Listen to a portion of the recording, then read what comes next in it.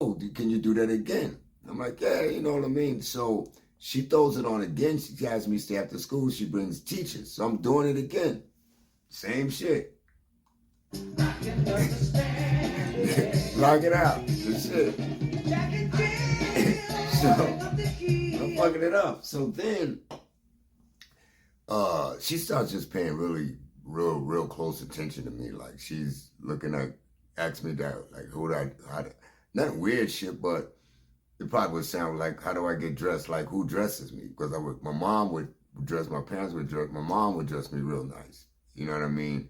So I was like, yo, I get myself dressed, boom. But she would just compliment me and shit. So then she mentioned she wanted me to do, she had wrote this play. It was a Christmas play. And same shit, I was the star in the Christmas play. It was the first time, I guess something I experienced with stage fright. Or I got sick right before, like during rehearsal, man. And I thought I was gonna be able to do the show that night. But it worked out. It was dope. It was a Christmas show. I had on pajamas and shit. So she just noticed that I had something different. You know what I'm saying? So at the same time, this other little kid comes in our school. Little kid named James Bond III. This is his name. Glasses. Real friendly. Hey, I'm going to everybody. Hey, I'm James Bond III. I'm James. So we all look at me and my homie Joey and shit. You know, everybody's kind of tripping on him. But, you know, it is what it is. So it was this junior high school called 117 that Miss Salisbury, they had something going on that night where they band or whatever was playing. They had something, performance.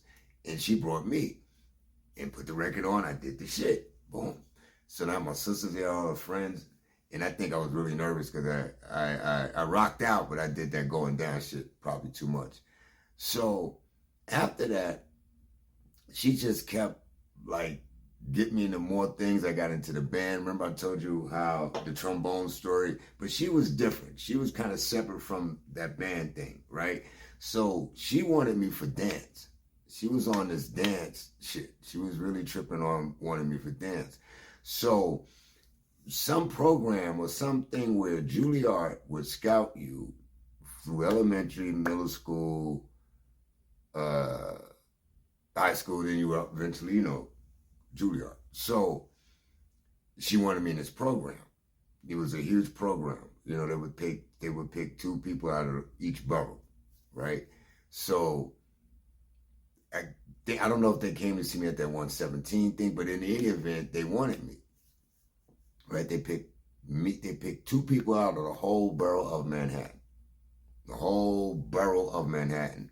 They picked me and the little dude, James Bond III, right? He just had this different thing about him. So there was a release, you know, that my parents had to sign. Now, here you go. We back in the 70s. You talking, you want your son for dance, automatically, come on, man. You know what I'm saying? So they think they're going to have me in, or whatever, ballet, you know, shit. So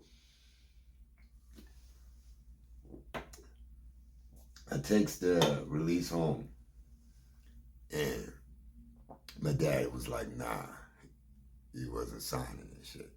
And you know, I think his thing was, it was too many adults paying attention to me. He just wasn't, I don't know, man. You know what I mean? Child stars, you know how shit could jump off. So that was his decision, man. But it hurt her, man. It really, I don't know, she might have quit behind that. I mean, it was really, because she couldn't believe it. She's begging him. She's telling him, yo, what are you talking about? You know what I'm saying? So that all happened in PS 57. This happened in PS 57.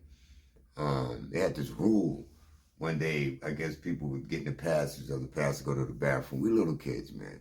So it was this shit where you only can go twice a day or some bullshit. So I was holding my shit. Finally, the teacher, not Miss Salisbury, this is another grade. Teacher gives me the pass, and I run out, and they had the old, back in the day, film projectors, what we used to watch movies on, dead in the middle of the hallway. So as I'm running, bam, and I get in there, I look in the bathroom, my shit's gone, and I'm like, fuck. You know what I'm saying? And they did some bullshit job, paid for it, and, you know, it is what it is. So that happened PS57. Now, me fighting the whole 5th grade. So before my dad did the Sonic thing, that's when all attention started happening to me. That's when my peers was like, I had never experienced jealousy or no shit like that. Except then I did the James Brown shit. You know what I'm saying? So the James Brown shit after that, and then the shit that I'm getting from my peers is like, yo, what fucking energy, what type of new shit is this? So my peers, man, they just was like, yo, not having it. You know, my homie Joey was cool. You know what I'm saying? I had to beat up the bully Derek. I had to fuck him up. It was 4 of us. He tried to come up with some rule, like if you late, you can't hang and stick, and have me and Joey stealing him ruffles. And I was like, man, we're not stealing you shit and bringing, come on, man. So it was a fight. I fucked him up, and I kind of became the leader and shit. But I wasn't on no shit like him. So make a long story short, in 5th grade, man, this shit just was, I could just feel it, man. You know what I'm saying? And I did the best I can, man. I tried fucking them motherfuckers up. But after that shit is when I fought Derek. And then after that shit, there was people even after that that kind of like, yo, I'm sorry, man. Everybody was, you know, that type of shit. But the James Brown shit, boom, stay tuned.